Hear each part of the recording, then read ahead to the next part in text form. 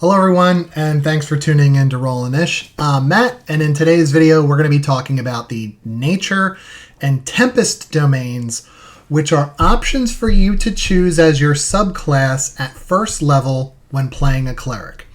If you haven't done so already, it would be helpful to watch our Intro to Cleric and Knowledge domain video, which is on our YouTube channel.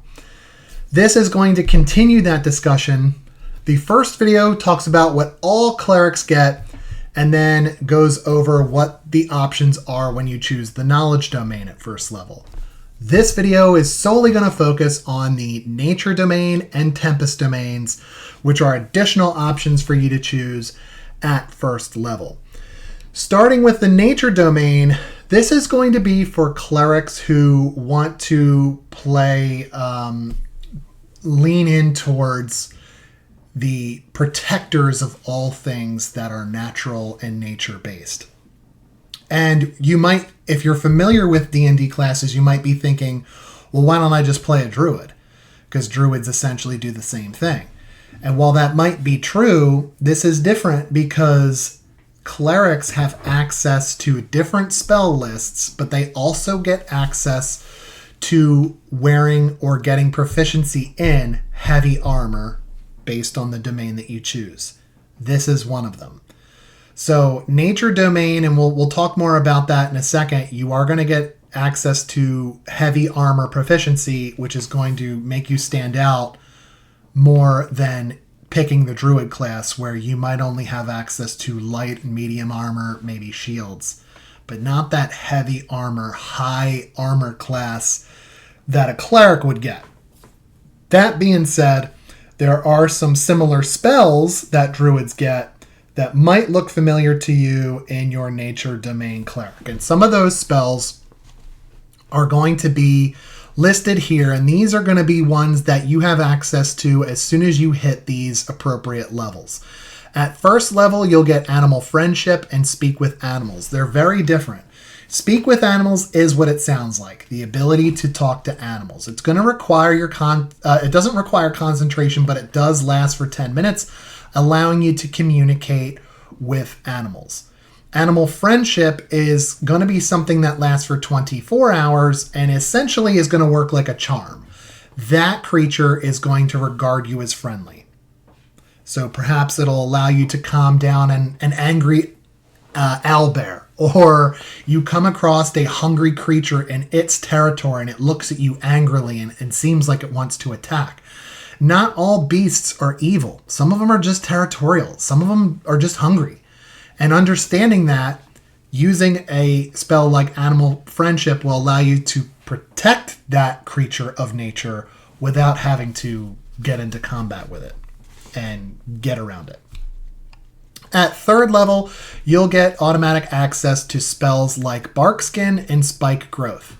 So just a brief description of some of these spells. Bark Skin is going to make your armor class no lower than 16, regardless of what kind of armor you are wearing. So it's going to make your skin tough and rough looking, like bark-like in appearance. So it'll require concentration for an hour. So if you don't have access to purchase heavy armor or something like that, and you're just wearing light armor or medium armor at this time, this might be a good way to go to increase that armor class and move forward, especially because it doesn't have to be you. Your wizard, your warlock, your sorcerer, who typically have a lower armor class, you could touch them and give them the bark skin. Maybe increase their armor class if you're heading into combat, because they are squishier, as I like to call them. Spike Growth is really cool because this is another concentration spell. It lasts for 10 minutes. But essentially, you're creating a 20-foot radius of spikes and thorns. It's going to be difficult terrain, and any creature that moves into that area for its first time or starts its turn there, they're going to take 2d4 piercing damage for every 5 feet they move. So imagine putting that radius between you and an enemy. That 20-foot radius they would have to cross. 5 feet is a square on a battle map. So 4 squares. That means 8d4 piercing damage they would have to take just to get to you. So don't look at the 2d4 that you see here for spike growth and go, oh, that's not a whole lot. It could be, depending on where you place that radius. It's going to make the ground appear natural, but with spikes and thorns. And if it is somewhere in a forest, it's going to require them to make a perception check to see if it's natural or a spell, if they're not paying attention. So that'll be a good way to create distance between yourself and your enemies while still doing some damage. At 5th level, you get access to Plant Growth and Wind Wall. Plant Growth is going to be essentially a instantaneous spell that is going to make all plants on a 100-foot radius grow to the point of becoming thick and overgrown. And it's going to really impede movement of anything that tries to walk through that area. So if you really are trying to make a getaway, this is the way to go to really create space between you and who's pursuing you. Whereas Wind Wall is going to create a 50-foot long, 15-foot high, 1-foot thick wall of wind.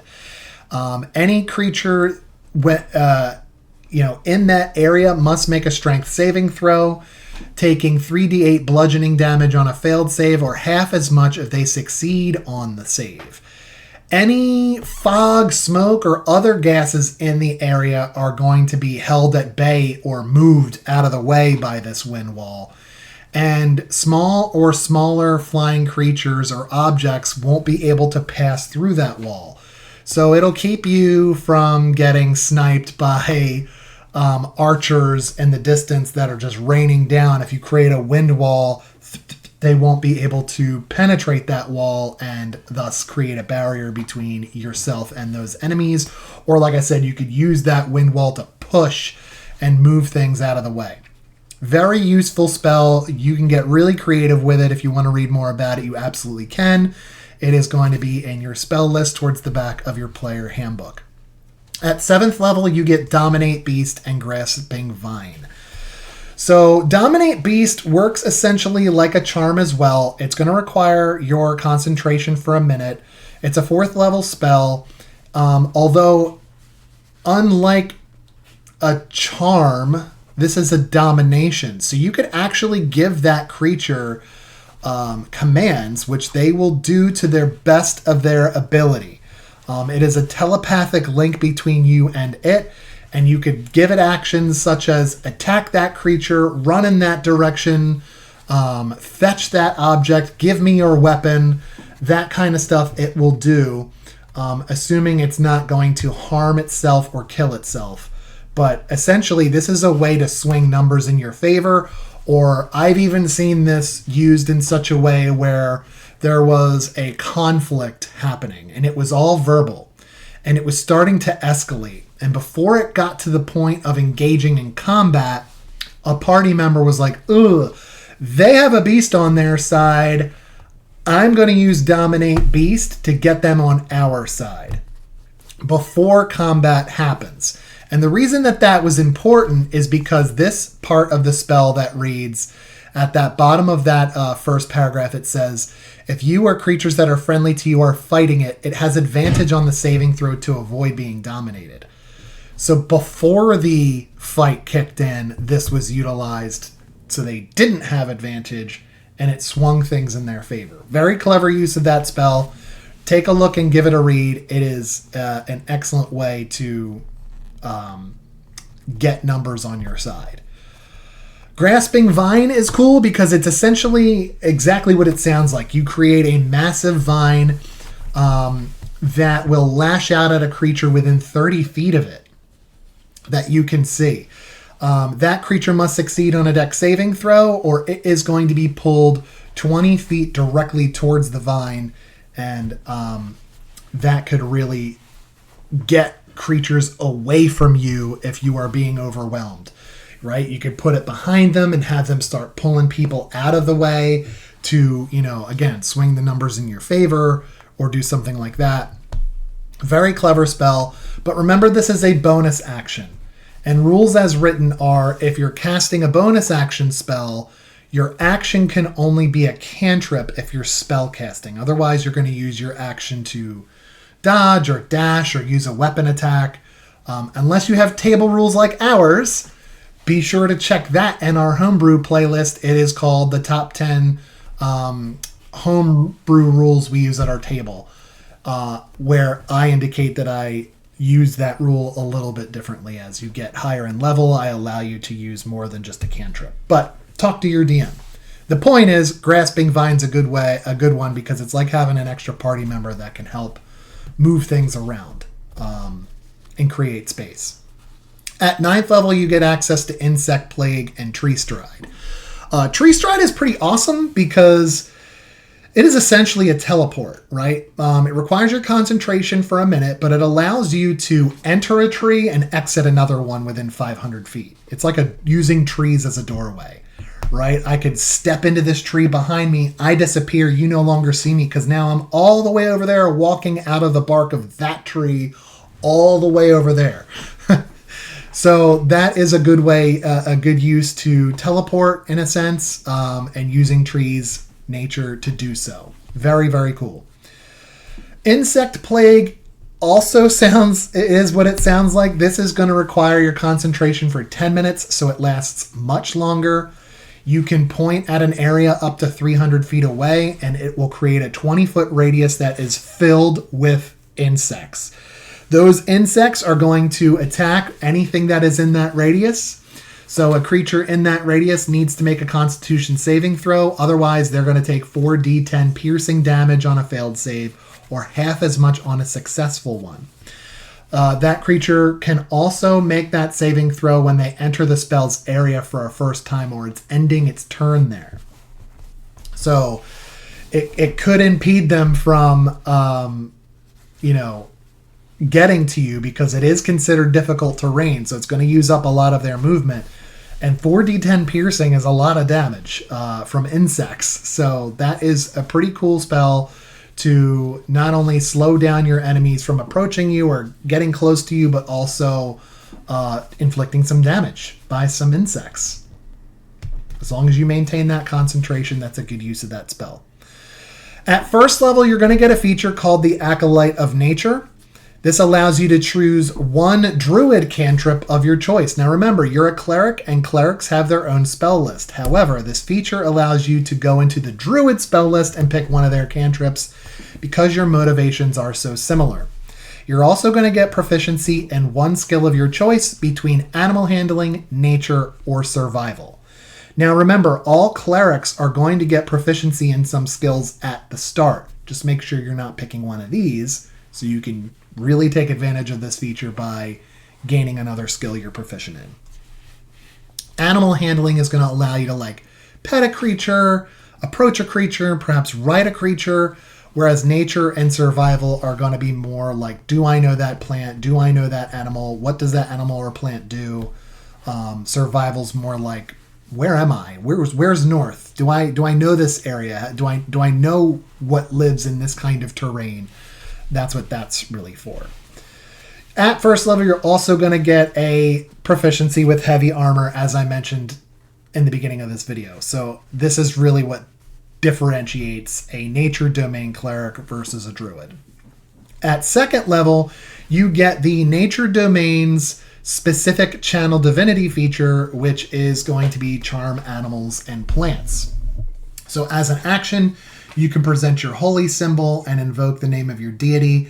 Any beast or plant creature within 30 feet of you must make a wisdom saving throw.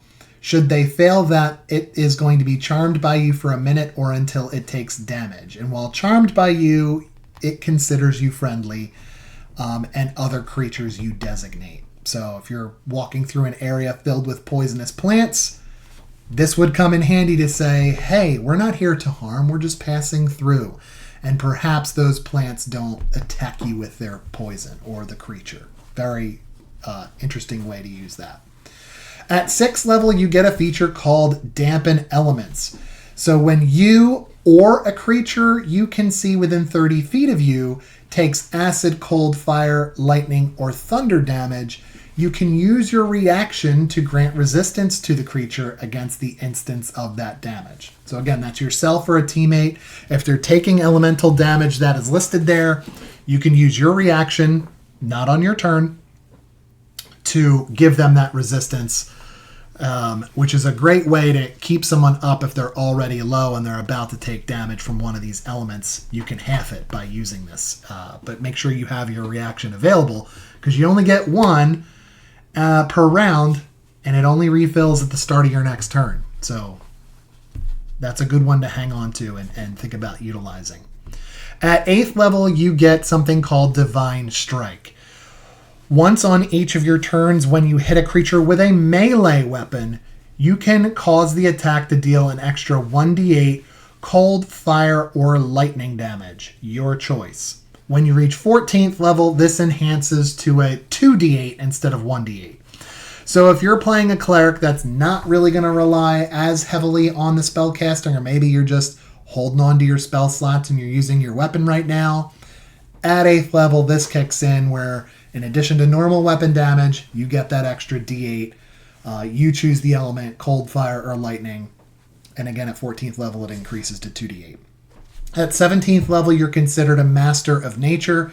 What that means is when you're using your Charm Animals and Plants feature, right? When you've used that and there's an animal or plant currently charmed by you, you can use your bonus action to command what that creature is going to do on its next turn. So if you need it to grab an enemy or attack an enemy or something else, make a distraction, you can tell it to do things because you are a Master of Nature. That is what differentiates the Nature Domain Cleric from being a Druid. Okay, some of these options. Now, the second option I want to talk about in this video is the Tempest Domain. And one of the best ways to describe a Tempest Domain Cleric is one that is following a god that is governing storms, sea, and sky. So think like Thor, Zeus in the Greek pantheons, right? Or if you're using D&D pantheons, Talos, Umberlee, they do similar things. These are gods of thunder and lightning. They lean towards strength and courage. Perhaps they choose violence, or they use it to impose their will on certain areas or peoples.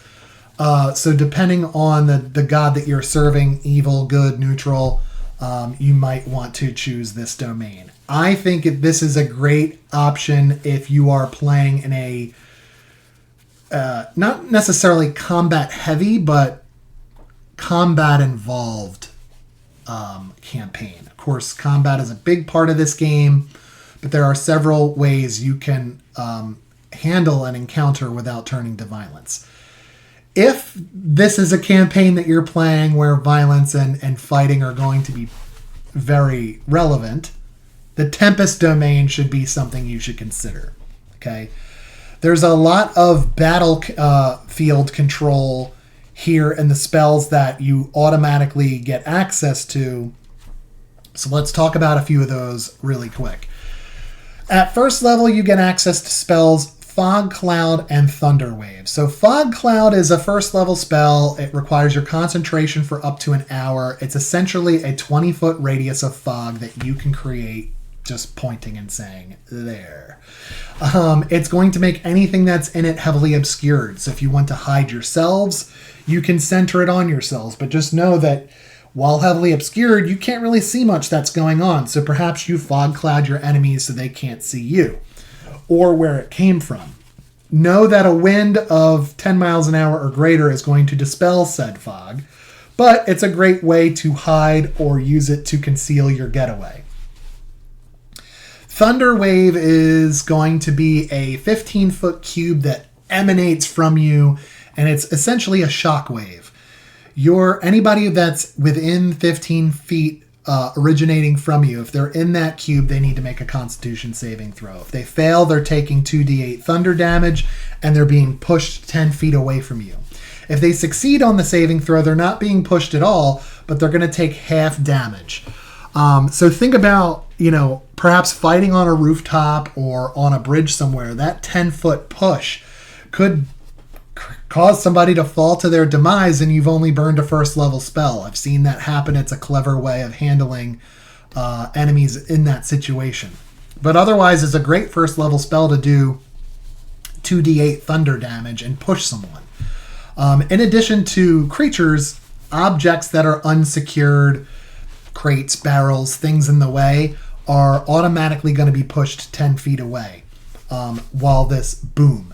And because it is a thunder wave and a boom of thunder, it can be heard up to 300 feet away. So if you're trying to sneak around and be stealthy, thunder wave might not be the spell to use because you're going to be heard. At third level, you get Gust of Wind and Shatter. Gust of Wind is a 60-foot long, 10-foot wide gust that is going to blast from you in a direction that you choose. Requires your concentration for a minute. Anything in that line needs to make a strength saving throw or be pushed 15 feet away from you. And it's going to cause difficult terrain. Not only that, this gust is going to disperse any gas or vapor, extinguish candles and torches and similar unprotected flames in the area. Any protected flames, such as those that are within lanterns, it'll cause them to dance wildly on the verge of snuffing out. And perhaps you roll percentile die to determine that 50-50 chance of it going out. But Gust of Wind is going to be good in case you find yourself in a fog cloud or an area of cloud kill or a place of poisonous gas or darkness that you want to just move it out of the way. That's what that Gust of Wind could be used for. There are several clever applications that you could probably think of to use that spell, but we're going to move on to Shatter. This is an action. It is a 10-foot radius up to 60 feet away that you point at. Each creature in that radius needs to make a Constitution saving throw, or they're going to suffer 3d8 thunder damage on a failed save, or half as much on a successful one. If there's a creature in that area made of inorganic materials such as stone or crystal, glass, or metal, constructs of that nature, they're going to have disadvantage on the saving throw because the spell is literally trying to break them. Any non-magical object that isn't being ward or carried also takes damage. So I always like to think of like that picture of Strahd in the Curse of Strahd book where he's holding his wine glass, making that shatter in his hand as part of the spell would be a pretty cool thing to witness.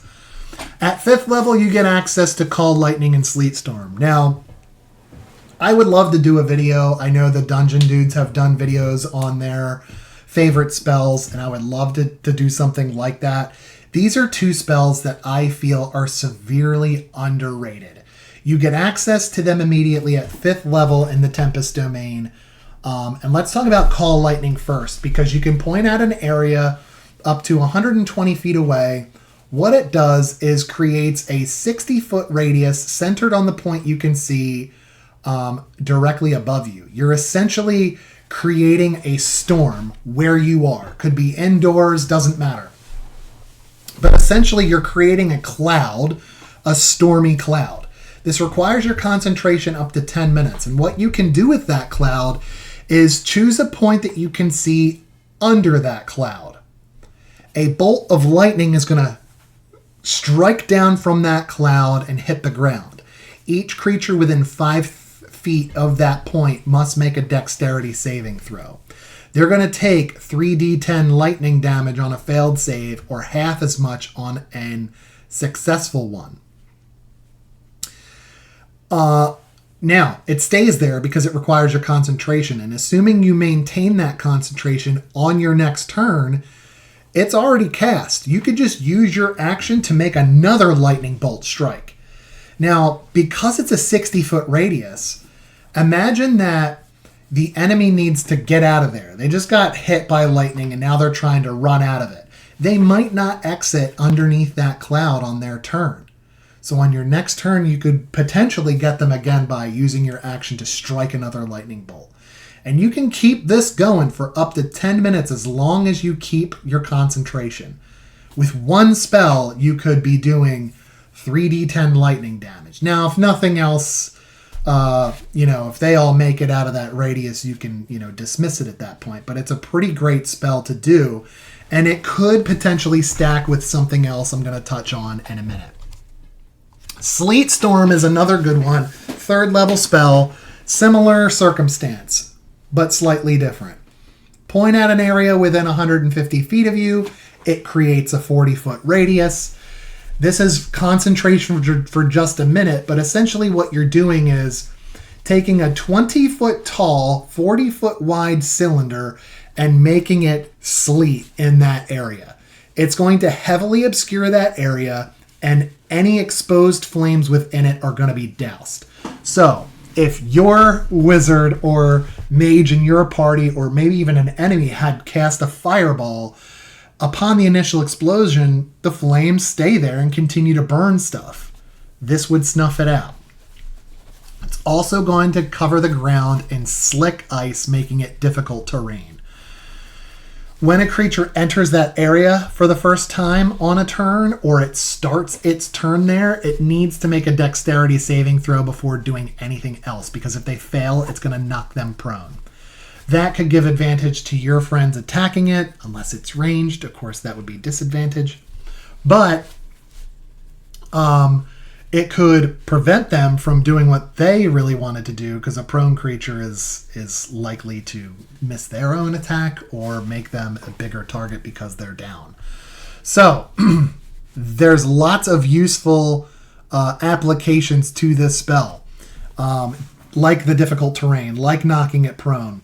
But there's one more piece. If you're fighting a mage, and that mage is concentrating on a spell, and they are in this area, they have to make a successful Constitution saving throw against your spell save DC, or they're going to lose concentration.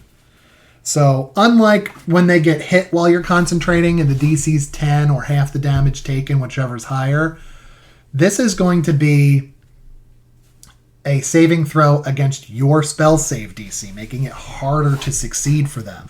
So if you're trying to disrupt something that another mage is doing, this could be a good way to utilize it. So those are 3 different applications: difficult terrain, knocking prone, and disrupting a mage's concentration that this spell could do. And it's a great choice in my opinion. At 7th level, you get access to Control Water and Ice Storm.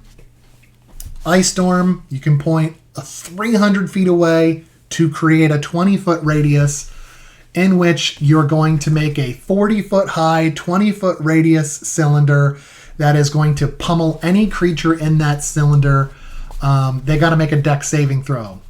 If they fail, they're getting hit with 2d8 bludgeoning damage and 46 cold damage if they fail, or half as much on a success. In addition to that, because it's an ice storm, it's going to make that whole area difficult terrain until the end of your next turn because you just pummeled it with ice. So in addition to damage, you're creating difficult terrain, which is great to keep distance between you and your enemies if you need to make an escape or you're just trying to create that distance to keep you safe. This is a great option. Control Water is a big one. There is a lot that is involved in this spell. It requires your concentration for up to 10 minutes, but there are certain things that you can do. I'm not going to cover the entire spell. That's not the spirit of this video. But you can create a flood, part water, redirect a water flow, create a whirlpool. There's different options or ways in which you can control water. Take a look at this spell on D&D Beyond, or take a look at it in the back of your player's handbook where all the spells are listed. This is another great option that you can choose. So if you want to flood enemies and knock them all prone to help you escape, part water so you can run across the lake by literally parting the water out of your way and creating a path and then letting the water crash back down. It really helps create distance. And like I said, redirecting the flow of that water or creating a whirlpool. Very, very clever ways to control that water. Take a look at it because you can really get creative with that. And it's very neat to see what players come up with. When you reach 9th level, you get Destructive Wave and Insect Plague. So Insect Plague we talked about in the Nature Domain. It's the very same spell. Destructive Wave is actually really cool because I tend to think towards like Marvel Cinematic Universe or comic books or anime, where you hit the ground and that creates a ripple of energy, right? Any creature you choose within 30 feet of you that is going to be affected by that, you punching the ground and creating that ripple, they need to make a Constitution saving throw. Otherwise, they're taking 5d6 thunder damage in addition to 5d6 radiant or necrotic damage, your choice. So that's a total of 10d6 between two different damage types, and be knocked prone. So if that creature succeeds on that Constitution saving throw, then they're not going to be knocked prone, but they are going to take half of the total damage. 10d6 total is a lot, considering half of it is thunder and the other half is going to be radiant or necrotic. That part is your choice. Very, very good spell. You get that at 9th level. It's a 5th level spell slot. But Destructive Wave and Insect Plague, those are great options. Now, at 1st level, as a Tempest Cleric, you're going to get proficiency with not just the heavy armor, but also martial weapons. So you're going to have a really wide array of weapons that you can choose from, which is why I feel like this lends towards being a great combat option or subclass if you're going to be playing in a story that has a lot of combat. You're also going to get access to a feature called Wrath of the Storm, where when a creature within 5 feet of you that you can see hits you with an attack, you can use your reaction to make them make a dex saving throw. If they fail, they're going to take 2d8 lightning or thunder damage, your choice. If they succeed on the saving throw, they're still going to take half damage. You can use this feature a number of times equal to your wisdom modifier. So, for example, let's say your wisdom modifier is a +3. You get 3 uses of Wrath of the Storm before you have to long rest to refill your uses. They do not stack. So you can't just say, I'm going to use my reaction and use all 3. Can't do that. You get 1 reaction per round. It refills at the start of your next turn. But let's say that is an intense combat. You can use your reaction 3 different times to do this type of damage. So just know that you might want to save your reactions and react to getting hit by hitting right back with the Wrath of the Storm. At 2nd level, your subclass specific channel divinity is called Destructive Wrath. So what this means is anytime you roll lightning or thunder damage, you can use your channel divinity to do max damage instead of rolling. So imagine your cleric has access to the lightning bolt spell, right? Lightning bolt at 3rd level is 8d6 lightning rolled. Okay? Imagine using that spell with your channel divinity. You're doing 48 damage. You're maximizing that damage. Perhaps you're using Call Lightning, where you get 3d10. Instead of rolling that, your channel divinity of Destructive Wrath is going to do 30 right off the bat. And one thing I forgot to mention about Call Lightning is if you're outside and you cast Call Lightning, if you're in stormy conditions, you don't need to conjure your own storm.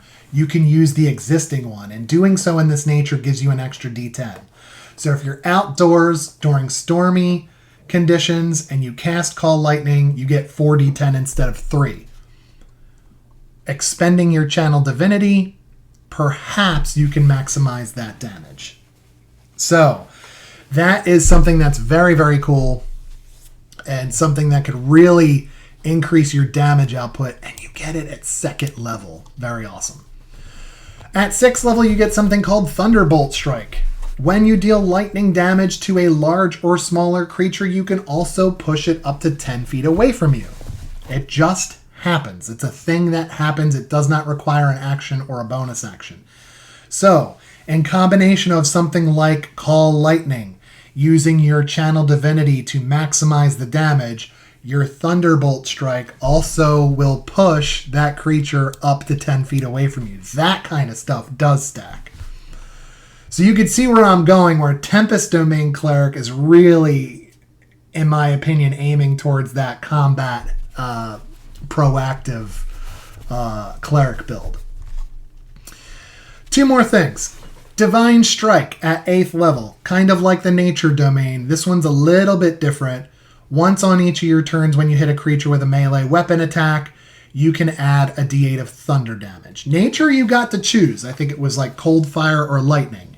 When you're Tempest, the Divine Strike is going to be thunder damage. When you reach 14th level, this extends to 2d8 instead of 1d8. And then at 17th level, you are considered Stormborn.